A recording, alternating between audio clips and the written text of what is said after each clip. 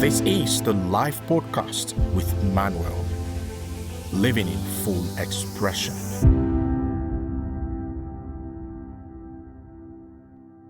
Most people look at a child learning to walk and see something sweet. What they are actually watching is the most sophisticated learning system ever built. One that has no concept of failure, no tolerance for permanent quitting, and no mechanism for turning a setback into a verdict about capability. You had that system once. You used it to master language, movement, coordination, and even communication, the most complex skill a human being will ever acquire. Then somewhere between childhood and now, you traded it in. Not deliberately, you absorbed a different operating system. One that counts attempts, records failures, and uses both to draw a conclusion about who you are and what you are capable of. In this episode, we're going to go back to reclaiming what you left behind. And that is what living in full expression actually looks like. Not becoming someone new, but recovering the learner you have always been.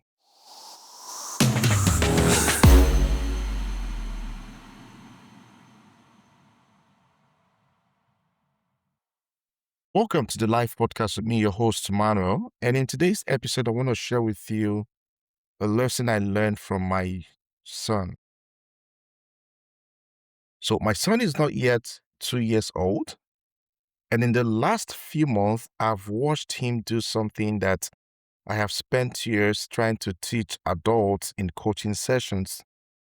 Something that most people, driven, intelligent, capable people, genuinely struggle to do.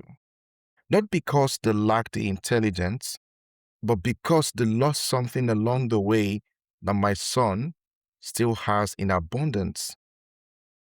Now, I watched him decide he wanted to turn on the light switch. He could not reach it properly. He struggled, he stretched, he tried a different angle. He tried again and again, and eventually that clicked. And he celebrated like he had just won something significant.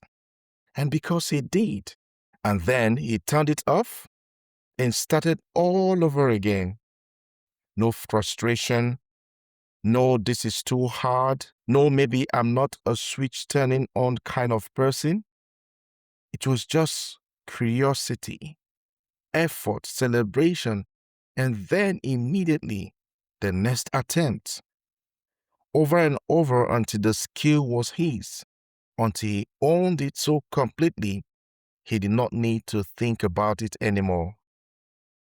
I watched this and I thought, we were all him once.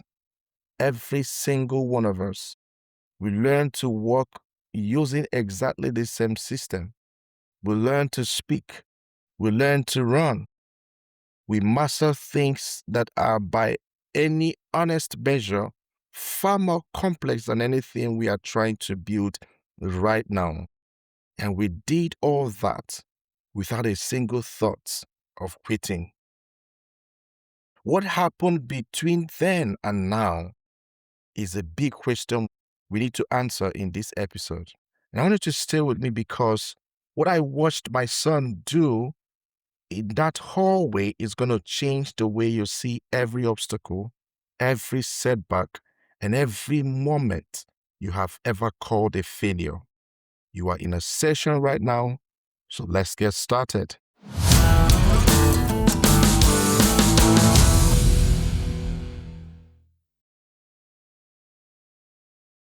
Now, here is what I noticed watching my son with that light switch, and then watching him with the door, and then watching him learn to walk. He did not have a concept of failure, not because he was naive or uninformed, but because his operating system did not have a failure category. Every attempt that did not produce the result was simply a piece of information. It told him something about the angle, the pressure, the timing, the reach. It gave him data he did not have before, and he used that data to adjust the next attempt. And that is not positivity. That is not motivation. That is an extraordinarily sophisticated approach to skill acquisition, one that happened to be hardwired into every human being who has ever been born. You had it, you used it, and it's the reason you are here, able to read and listen and think and move through the world.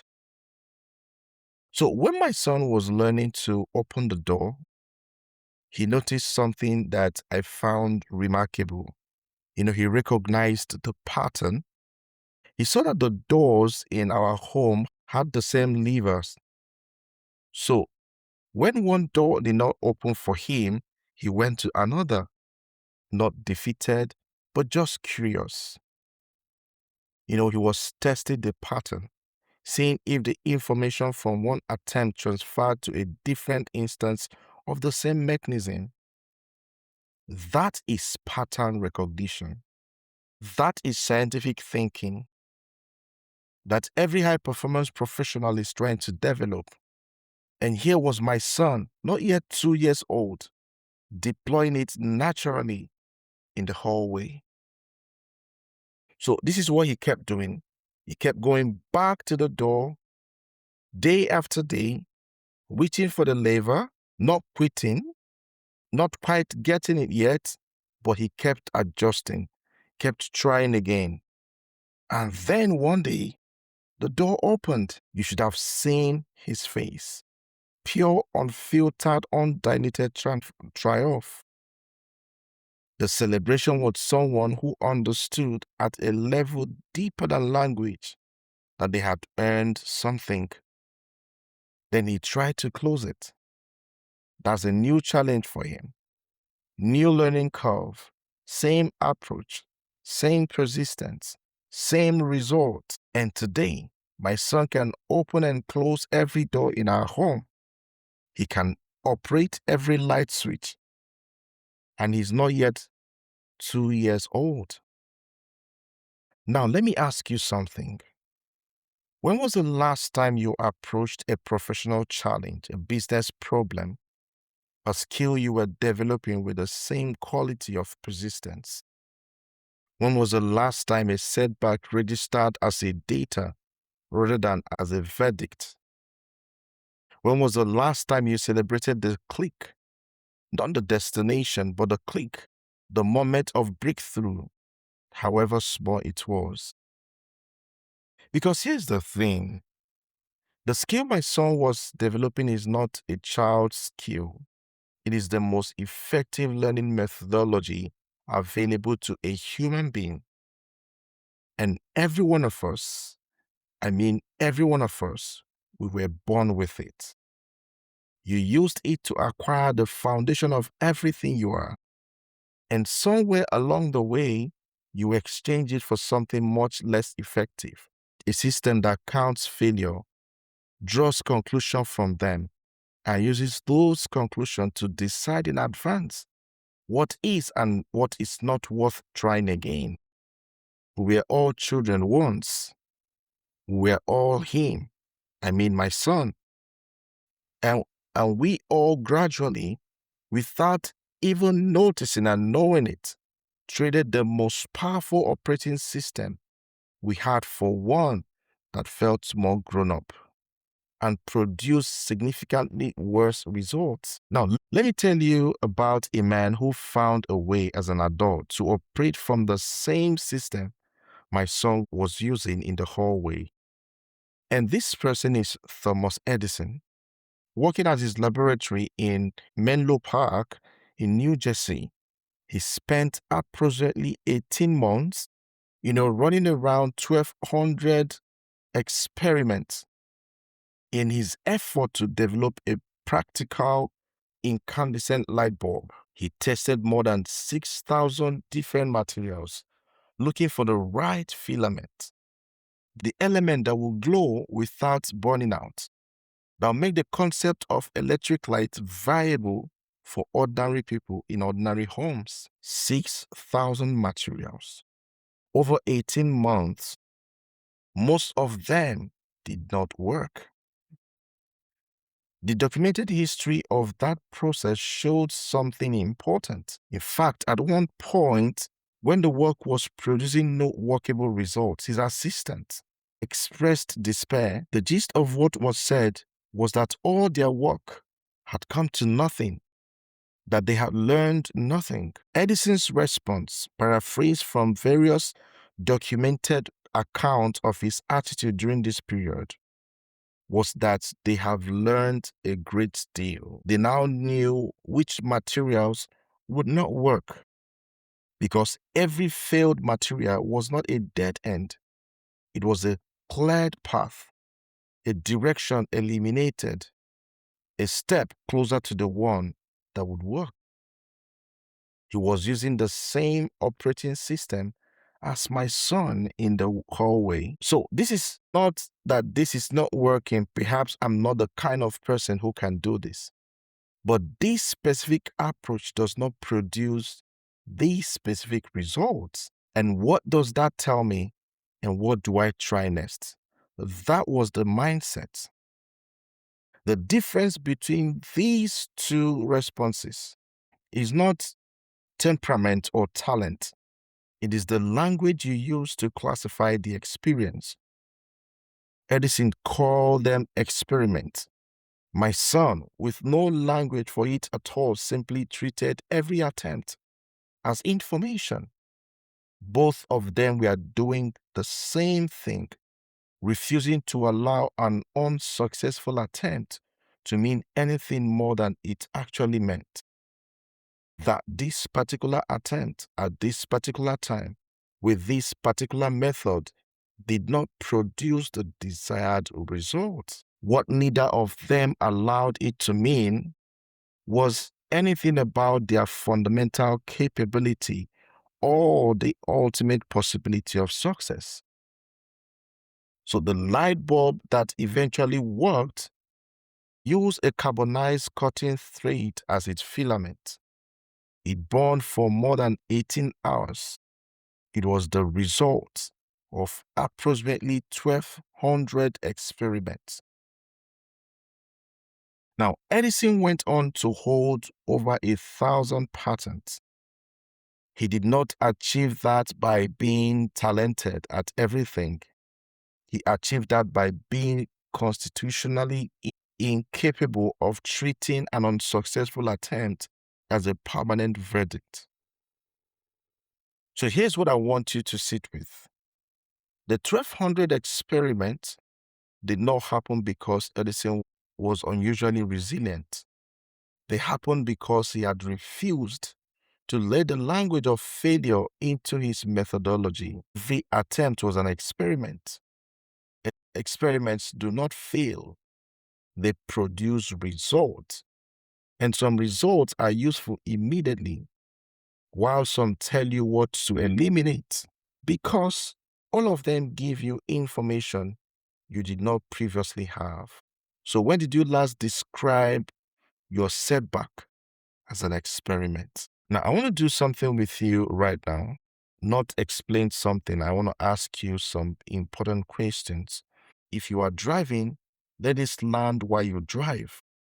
If you're working, let this land while you work. But I want you to actually answer what I'm about to ask you. You were once a child who learned to work. Think about what that means right now. You fell hundreds of times. You got back up hundreds of times. You never at once decided from a fall that you were not a working kind of person. You never said, I have tried this 3 times and it has not worked. Perhaps working is not for me. But what did you do? You got up. You tried again. You celebrated the first step with more joy than most adults feel at their biggest professional wins. And you kept going until working was simply what you did. That child is you, not a different version of you. You, with the most effective learning system you have ever possessed, fully operational. Now, I wanted to ask you about what's happened to that system. Think about the last time you tried something that mattered to you and it did not work out. Say a business idea, a pitch, a creative project, a conversation you had been building up to, a skill you have developed. It did not go the way you needed it to go. What did you tell yourself in the hours and days after that? Not what you said to other people. What you said to yourself is what I'm asking you about.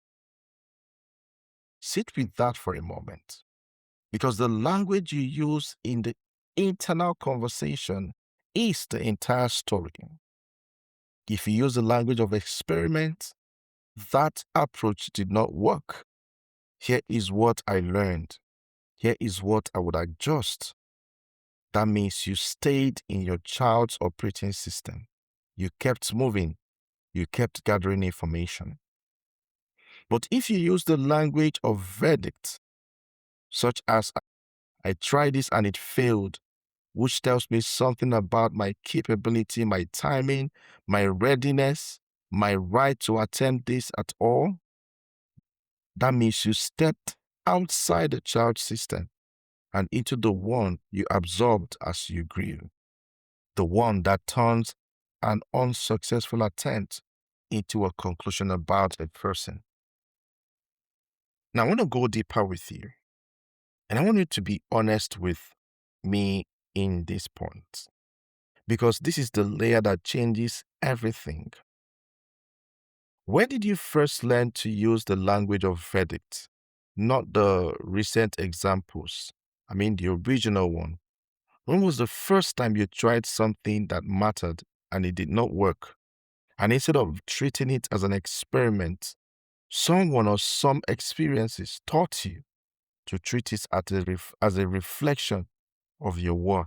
You might not have a single clear memory at the moment. That's okay. But I want you to notice whether something is surfacing. Maybe a teacher's comment, a parent's response to a failure, a moment of public embarrassment, a time you put something forward and it was received in a way that taught you at a level below language that failing had consequences beyond the simple fact of the attempt not working. That is where the operating system changed. That is the moment the childlike learner went underground. And here's the question I want you to hold for the rest of this episode. Is that original experience still accurate? Is what it taught you about the meaning of failure still true? Or was it specific to a particular moment, a particular relationship, a particular stage of development that has long since passed? Because if it is no longer accurate, and in almost every case I have worked through with clients, it is not, that means you have been operating on an outdated system, not out of weakness, but out of habit, out of the simple fact that no one ever sat you down and said, you can go back to the original. You can reclaim the operating system that you were born with. You can choose today to be an experimenter again. So whatever just came up for you, I wanted to hold that. That is exactly where we're going.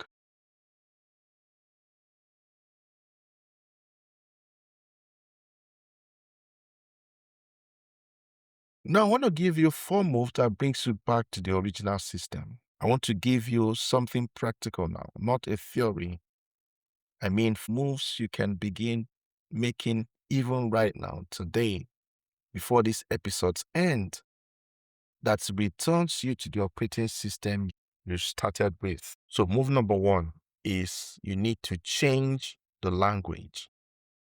This is the most immediate and the most powerful move that you can make. The child does not use the word failure.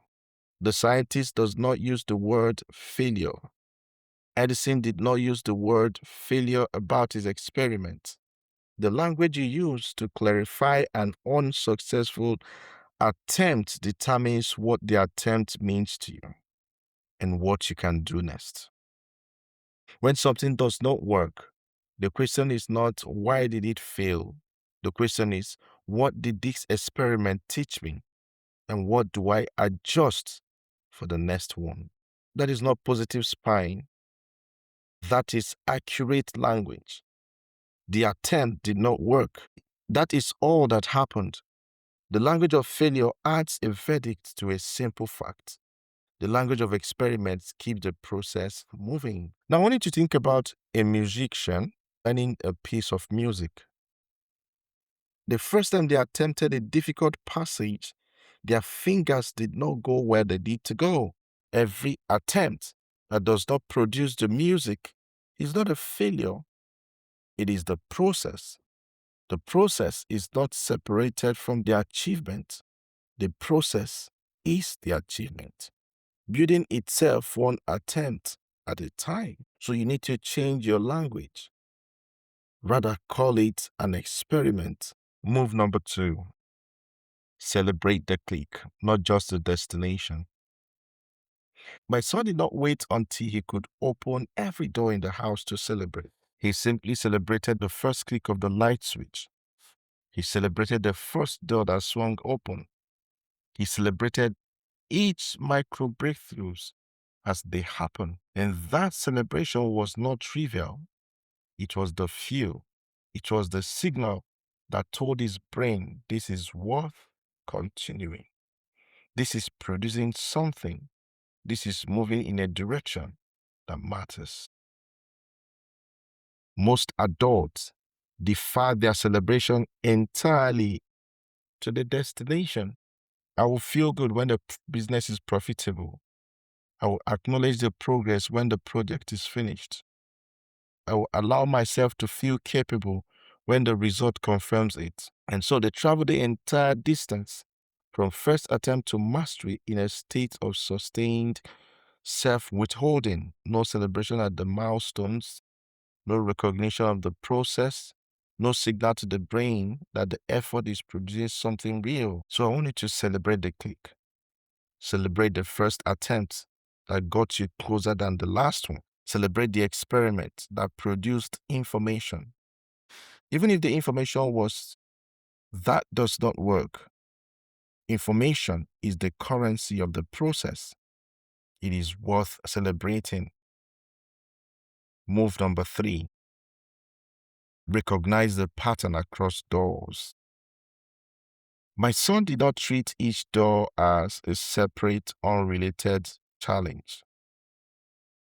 He recognized that some levers appears on different doors and that what worked on one will likely work on another. So he transferred the learning deliberately, applied a new context, and discovered it worked there too. This is one of the most underused skills in adult learning.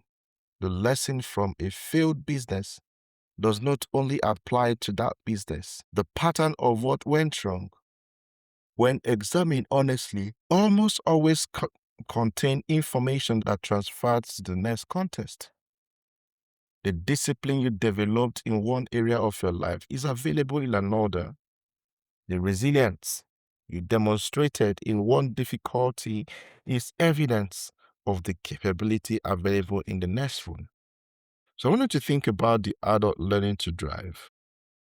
The first time behind the wheel, everything required conscious thought. The mirrors, the pedals, the steering, the distance, the speed, all of it simultaneously demanded attention. It feels impossible, not because it is impossible, but because it is new, and new things feel impossible before they feel familiar. But drive for 3 months and something extraordinary happens. You can now drive at a distance and not even realizing you don't remember the journey. Not because you were absent, But because the skill has moved from conscious effort to automatic competence, and the impossible has become inevitable, not through talent, but through repetition and pattern recognition. The same system my son was using on the door is what this is. What pattern can you recognize across your setback? What does the information from the attempt that did not work tell you that you can apply to the next? Move number 4. My son never left the hallway. He never decided that because the door had not opened today, it was not worth going back there tomorrow. He kept returning. He kept attempting. He kept gathering information. The most common reason adults do not master what they set out to master is not lack of talent. It is premature departure. They leave the room before the skill arrives. They stop the experiment before the result appears. They remove themselves from proximity to the thing that they are trying to build. Because the discomfort of the process without the child's operating system interpreting it as normal and expected becomes a reason to stop rather than a sign to continue. So you must learn to stay in the room. A skill is not withheld from you by talent. It is available to everyone who stays in proximity long enough and keeps the experiment going. My son proved it with a door handle. Edison proved it with a filament. Every person who has ever mastered anything in their own way. A child's operating system is simple. Stay curious. Call it an experiment. Celebrate every click. Recognize the pattern. Stay in the room. The mastery comes. It becomes ways to keep you going on. Now, in conclusion, my son will not remember learning to open doors. He will not remember the day he first flicked the light switch and heard the click.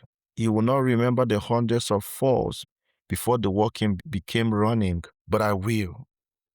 I was there.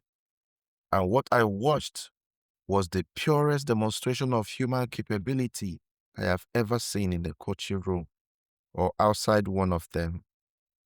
Not because it was exceptional, but because it was original. It was all of us. Before we learned to call things failure, before we learned to use an unsuccessful attempt as a verdict on our worth, before we traded the experimenter's mind for the judge's mind, you were once him. You had that system. You used it to build everything that makes you who you are right now. And it is not gone. It was never taken from you. It went underground when the environment changed. But it is there. And this episode is an invitation to go back and get it. So here are 3 takeaways from today's episode. Number 1, change the language today. Right now, before this episode ends, find the right thing you have been calling a failure in your own life and rename it. What experiment did you run? What did it teach you? What do you enjoy on the next level? Write that down. That reframe is the beginning of everything. Number 2, celebrate the click. Not just the destination.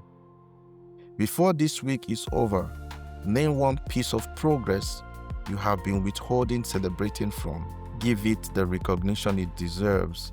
Let your brain know the process is producing something. That signal matters more than you know.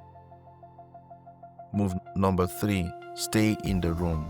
Name the one thing you have been close to leaving, a project, the skill, the effort you have been considering abandoning. Before you leave, ask honestly, have I run enough experiments? Have I given this the patience my son gave the door? If the honest answer is no, you need to stay. There's a premium worksheet for this episode in the show notes. It takes you through every one of these moves in writing with structured exercises that will change the relationship you have with the word failure permanently. And if this episode landed for you, send it to someone who needs to hear it right now. Someone who is calling an experiment a failure. Someone who is close to leaving a room they should stay in. And before I go, I want you to know you were once the most fearless learner on this planet. You still are. Go prove it. This has been the Live Podcast with me, your host, Manuel. And until I come your way in our next episode, keep living in full expression.